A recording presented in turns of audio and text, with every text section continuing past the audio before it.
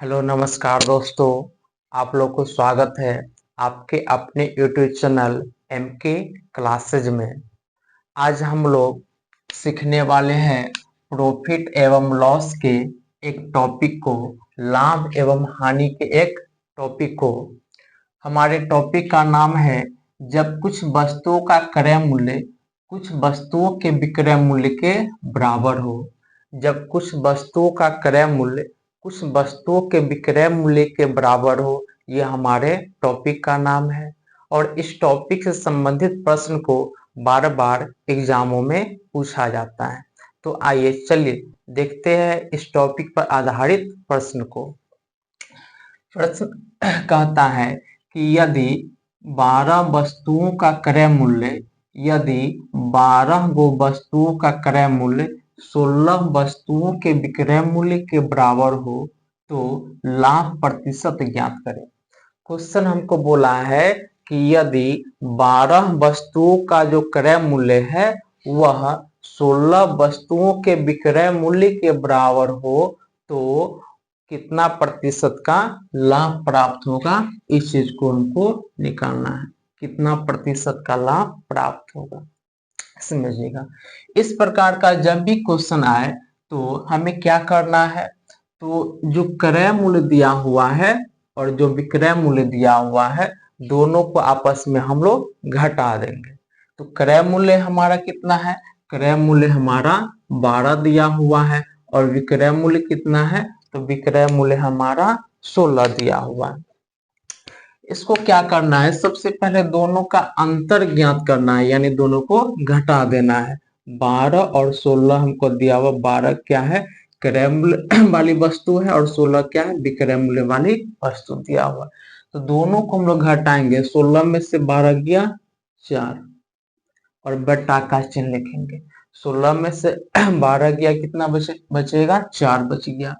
और बटा में क्या लिखना है, जिस संख्या में विक्रय मूल्य लगा होगा उस संख्या को हम लोग बटा के रूप में लिखेंगे। तो देखिएगा विक्रय मूल्य किस में लगा हुआ है, तो 16 वस्तुओं का विक्रय मूल्य, यानी यह 16 में हमको विक्रय मूल्य लिखा हुआ है। तो 16 को क्या करेंगे नीचे लिख देंगे, अर्थात 16 से हमको डिवाइड करना है, भाग देना है। और चूंकि हमें प्रतिशत में लाना है तो हम लोग जानते हैं कि प्रतिशत में लाने के लिए हम लोग 100 से मल्टीप्लाई करते हैं। इसको काट दीजिए, 4 कम 4, 4 चौक 16, फिर 4 से यह 100 कटेगा, 4 कम 4 और यह 25 चौका 100 इक्वल टू 25% हमें क्या प्राप्त हो गया, तो 25% हमें लाभ प्राप्त हो गया। एक बार और समझिए इस क्वेश्चन को। कहता है यदि 12 वस्तुओं का जो क्रय मूल्य है वह 16 वस्तुओं के विक्रय मूल्य के बराबर है, तो सबसे पहले हमें क्या करना है, दोनों को घटाव करके लिख देना है। तो हम लोग जब घटाव किए तो 16 में से 12 गया 4 प्राप्त हो गया। और जो बटा के रूप में नीचे जो लिखना है, अर्थात जिससे हमें भाग देना है, वह क्या होगा, तो जिस संख्या में विक्रय मूल्य लगा होगा, क्रय मूल्य वाली संख्या को नहीं लिखना है, जिस संख्या में विक्रय मूल्य लगा होगा उससे हमेशा क्या करना है, भाग कर देना है। तो विक्रय मूल्य किस वस्तु में लगा हुआ था, तो 16 वस्तु वाली 16 में लगा हुआ था। तो हम लोग 16 को क्या किए, बटा के रूप में लिख दिए और 100 से गुना कर दिए। जब इसको कैलकुलेशन किए तो हमको कितना आ गया, 25%, अर्थात 25% का क्या होगा, तो लाभ प्राप्त होगा। चलिए और अगले क्वेश्चन की तरफ चलते हैं। यदि 18 कलमों का क्रय मूल्य 18 कलमों का क्रय मूल्य 20 कलमों के विक्रय मूल्य के बराबर हो तो लाभ प्रतिशत ज्ञात करें। हमको सेम क्वेश्चन दिया हुआ है और इस क्वेश्चन में क्या बोला गया है कि यदि 18 कलमों का जो क्रय मूल्य है वह 20 कलमों के विक्रय मूल्य के बराबर है, तो इसमें भी मुझे लाभ प्रतिशत ही ज्ञात करना है। तो इसमें भी वही प्रक्रिया को अपनाएंगे। 18 में से 20 गया 2 बट्टा बट्टा के रूप में किसको लिखना है? अभी हम लोगों ने क्या सीखा है कि जिस संख्या में विक्रय मूल्य लगा होगा उसको हम लोग बट्टा के रूप में लिखेंगे। तो विक्रय मूल्य किस में लगा हुआ है? यह 20 वाली संख्या में विक्रय मूल्य लगा हुआ, तो विक्रय मूल्य 20 है, तो 20 से क्या करेंगे हम लोग? भाग करेंगे, बट्टा के रूप में लिखेंगे। और गुना कितना से करना है? गुना 100 से करना है। इसको काट दीजिए।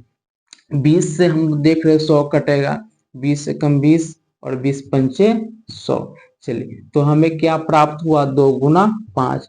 2 में जब 5 से मल्टीप्लाई करेंगे तो कितना आएगा? 5 दूनी 10%, अर्थात 10% हमें क्या प्राप्त हुआ? तो 10% हमें लाभ प्रतिशत प्राप्त हुआ, यानी 10% का लाभ होगा। फिर अगले क्वेश्चन की तरफ हम लोग बढ़ते हैं। कहता है क्वेश्चन नंबर 3, यदि 8 वस्तुओं का क्रय मूल्य, 8 वस्तु है और उसका क्रय मूल्य 12 वस्तुओं के विक्रय मूल्य के बराबर हो तो हानि प्रतिशत ज्ञात करें। इसमें हमें हानि प्रतिशत ज्ञात करना है। लाभ पूछे या हानि, उससे हमें मतलब नहीं है, हमको वही प्रक्रिया अपनाना है। 8 में से 12 गया 4, बट्टा के रूप में किसको लिखना है? तो जिसमें हमें विक्रय मूल्य लगा होगा, जिस संख्या में हमें विक्रय मूल्य लगा होगा उसको बट्टा के रूप में लिख रहे हैं। तो यहाँ पर देख रहे कि 12 वाली संख्या में विक्रय मूल्य लगा हुआ है, तो 12 को हम लोग क्या करेंगे? 12 को हम लोग बट्टा के रूप में लिख दिए, अर्थात 12 से हमें भाग करना है। और मल्टीप्लाई कितना से करना है? तो 100 से हम लोग क्या करेंगे? मल्टीप्लाई कर देंगे। अब इसको कैलकुलेशन कीजिए, काटिए। 4 एकम 4, 4 तिहाई 12 कट गया। अब यह पूरी तरह से नहीं कटेगा, तो ऊपर कितना प्राप्त हुआ? अंश के रूप में 100 बट्टा में 3। इसको जब पूर्णांक के रूप में हम लोग तोड़ेंगे तो यह कितना आएगा? 33.1/3% का क्या होगा? हमें हानि प्राप्त होगा।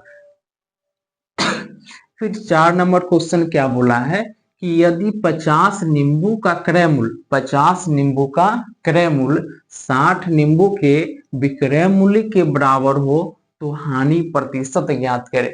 कहता है कि यदि 50 नींबू का जो क्रय मूल्य है वह 60 नींबू के विक्रय मूल्य के बराबर में है।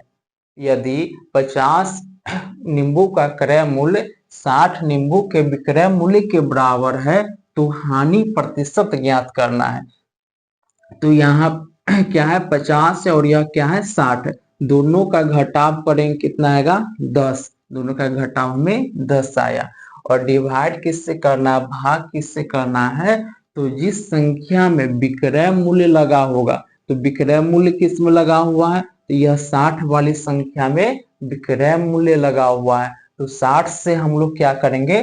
डिवाइड करेंगे, बट्टा में 60 लिख दिए, गुना 100 से करना है। चलिए, यह कटेगा 10 से कम 10 और यह 6 बार में।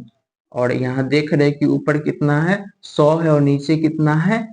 6 है, तो यह 2 से कटने वाली है, तो 2 तिया 6 और इसको काटेंगे, यह 50 बार में कटेगा। बराबर कितना आ गया? तो अंश के रूप में 50 और हर के रूप में 3 आ गया।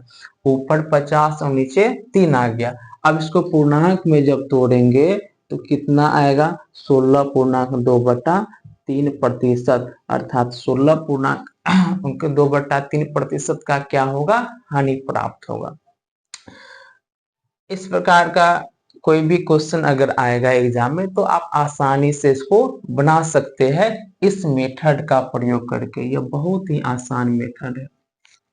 अगर हमारा वीडियो आपको अच्छा लगा हो तो प्लीज वीडियो को लाइक, चैनल को सब्सक्राइब, शेयर और कमेंट जरूर करें।